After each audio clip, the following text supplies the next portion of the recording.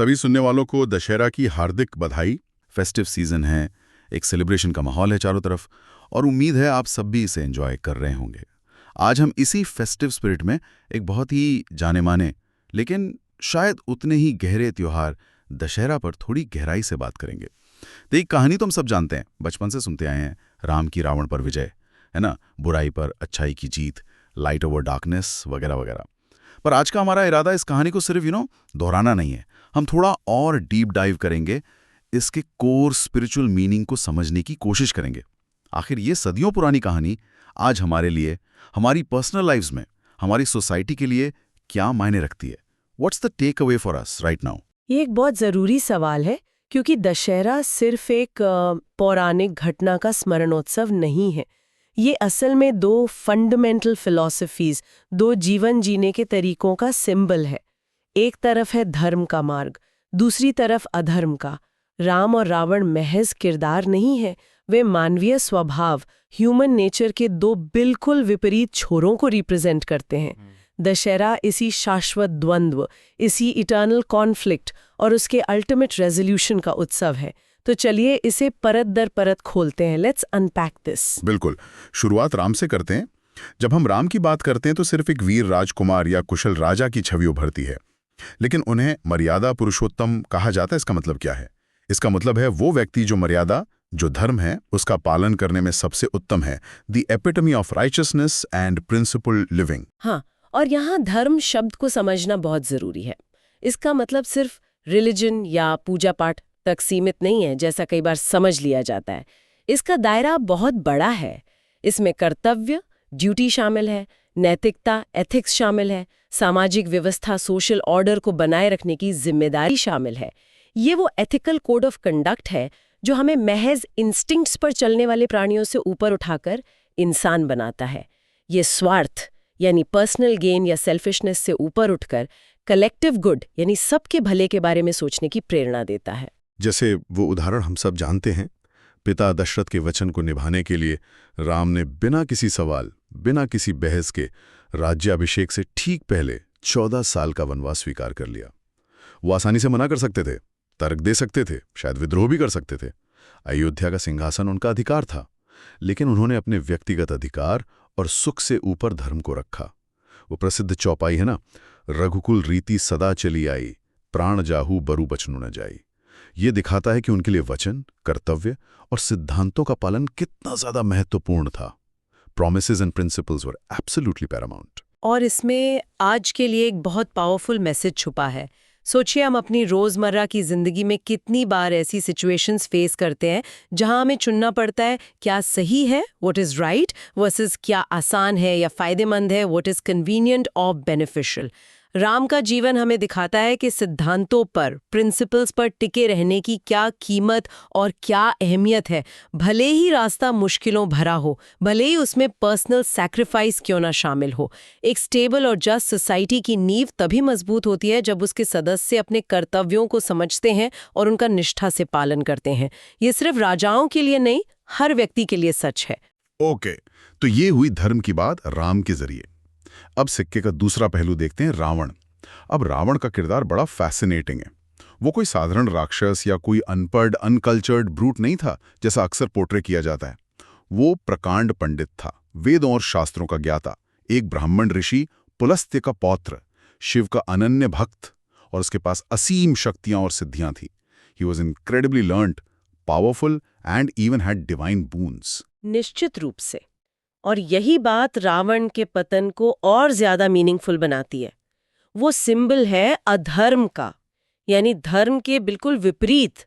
वो प्रतीक है बेलगाम अहंकार का, अनियंत्रित इच्छाओं का, यानी कामा। यहाँ कामा का मतलब सिर्फ सेक्सुअल डिजायर नहीं, बल्कि किसी भी चीज की तीव्र अनियंत्रित चाहत जो नैतिक सीमाओं को लांघ जाए। और सत्ता के नशे का। उसके पास ज्ञान तो था, पर विवेक नहीं था। उसका आचरण, उसका बिहेवियर उसके ज्ञान के बिल्कुल उलट था। वो जानता था कि क्या गलत है, फिर भी उसने वही किया।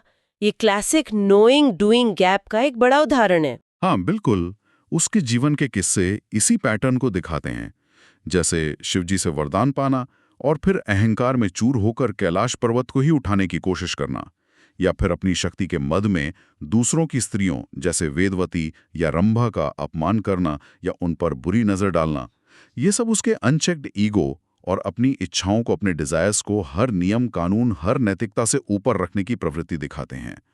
और देवी सीता का अपहरण तो उसके अधर्म की पराकाष्ठा थी, द अल्टीमेट ट्रांसग्रेशन अगेंस्ट धर्म। रावण की कहानी आज के समाज के लिए एक कॉशनरी टेल है।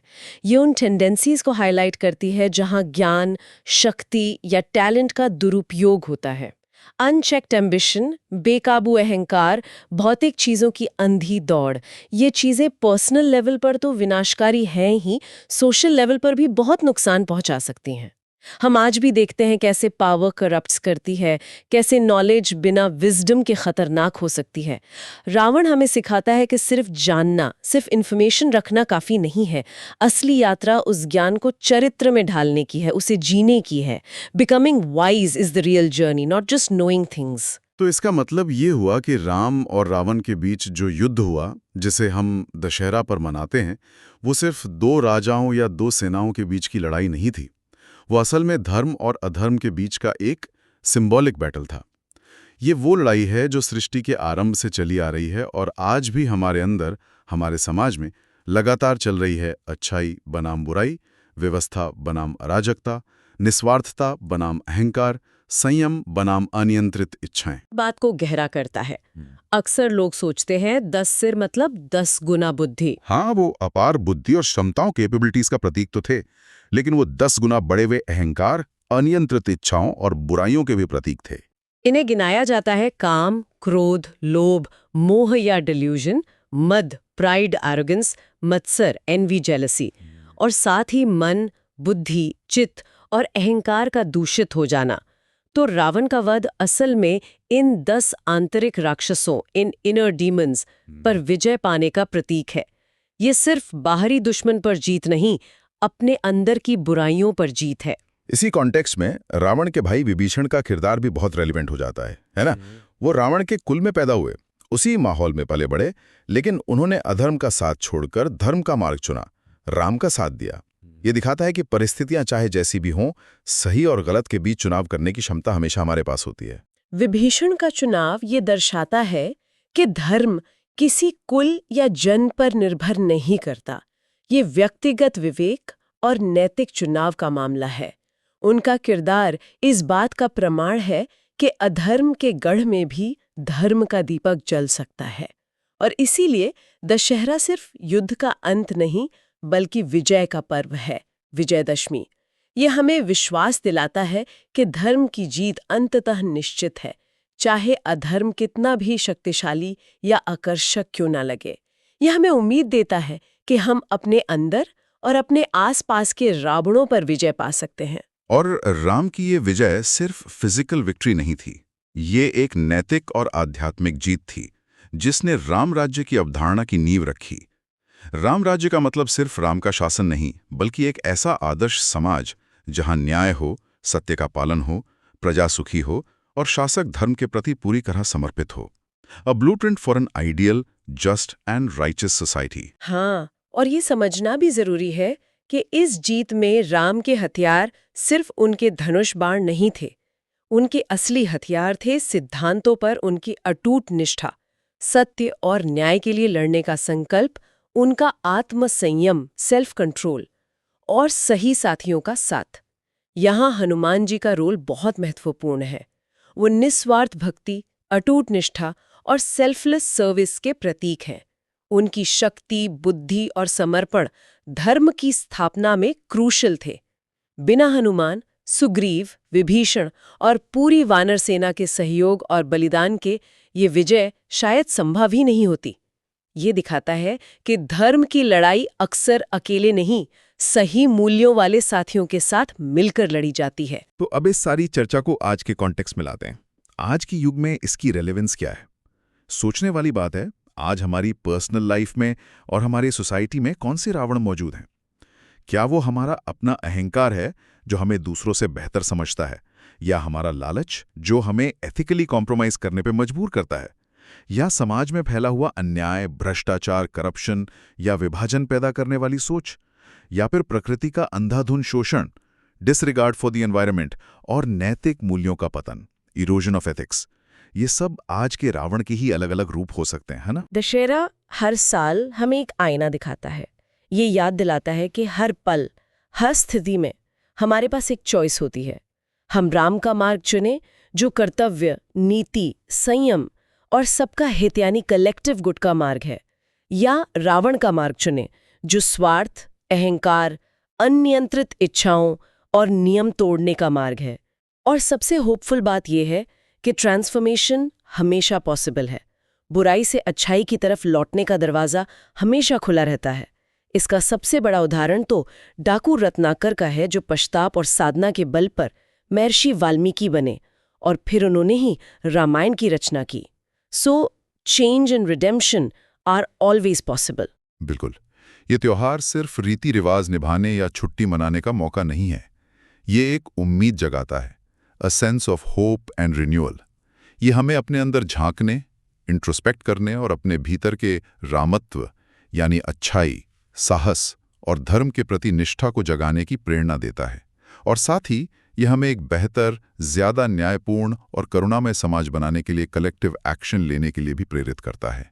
It's essentially a powerful call to action to identify and conquer our own inner Ravanas. हमारी अपनी कमजोरियों और बुराइयों पर विजय पाने का आह्वान है। तो सार यही है कि दशहरा सिर्फ एक गुजरे हुए जमाने की कहानी नहीं है, ये जीवन के सबसे गहरे सवालों से जुड़ा है। अच्छाई और बुराई का शाश्वत संघर्ष, the eternal struggle between good and evil, व्यक्तिगत चुनाव का महत्व और धर्म की परिवर्तनकारी शक्ति का प्रतीक है। It's truly a deep exploration into the human condition and our potential for both darkness and light. ये हमें बार बार याद दिलाता है कि असली लड़ाई का मैदान अक्सर हमारे अंदर ही होता है। हमारे विचार, हमारी नीयत और हमारे कर्म, हमारे चॉइसेस ही अंततः ये तय करते हैं कि हम राम के दिखाए रास्ते पर चल रहे हैं या रावण के। The most significant battlefield is often within ourselves. तो इसी विचार के साथ जाते जाते एक छोटा सा चैलेंज या सजेशन छोड़ जाते हैं श्रोताओं के लिए। इस दशहरा क्यों ना हम सब अपने अंदर के किसी एक रावण को पहचानने की कोशिश करें। ये कोई बुरी आदत हो सकती है, कोई डर हो सकता है, कोई नकारात्मक सोच का पैटर्न हो सकता है, या अहंकार का कोई रूप। और सिर्फ पहचाने ही नहीं बल्कि उस पर विजय पाने का एक छोटा सा सच्चा संकल्प लें। Just one inner demon to acknowledge and decide to conquer. कैसा रहेगा? बहुत ही सार्थक विचार है। इसी संकल्प की प्रेरणा के साथ आज की चर्चा को यहीं विराम देते हैं। अगली बार फिर मिलेंगे एक नए विषय के साथ। फिर मिलेंगे, विचार करते रहिए और अपना ध्यान रखिए। तब तक के लिए नमस्कार। नमस्कार।